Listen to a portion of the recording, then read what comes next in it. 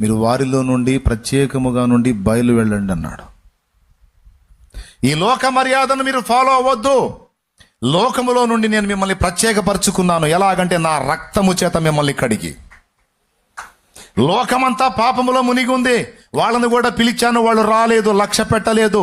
రక్షణ పొందండర్రా, ఇదిగో ఉచితం, అది నా రక్తముతో మీకు అవకాశం ఇస్తున్నాను, పొందండి రక్షణ అంటే అది లెక్క చేయలేదు లోకం, అనగా లోక సంబంధులు. మీరు నా మాట విని విధేయత చూపే మారు మనసు పొంది నా రక్తములో మీ పాపాలన్నీ కడగబడి నిమిత్తం బాప్తిస్మ పొంది పరిశుద్ధులైనారు గనుక లోకములో నుండి నేను మిమ్మల్ని ప్రత్యేకించుకున్నాను.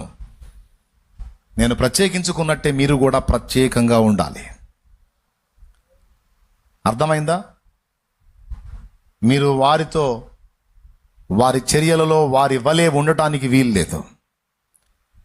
లోకస్తుల మాటలు నీలో ఉండకూడదు. నీవు పరలోక రాజ్య పౌరుడివి, పౌరురాలివి గనుక నీ మాటలన్నీ దైవికమైన మాటలుగానే ఉండాలి. నంబర్ 1, లోకస్తుల మాటలు నీలో ఉండరాదు. లోకస్తులు చేసే క్రియల చొప్పున నువ్వు చెయ్యకూడదు.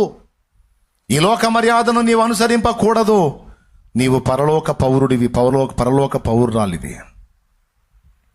ప్రత్యేకింపబడిన జీవితం, పరిశుద్ధులకు తగిన జీవితం, మాట యందు గాని, క్రియ యందు గాని, సమస్త ప్రవర్తన యందు గాని నువ్వు మార్పు చెందిన వ్యక్తిగా, దేవుని సంబంధిగా, దేవుని రాజ్య పౌరుడిగా, పౌరురాలిగా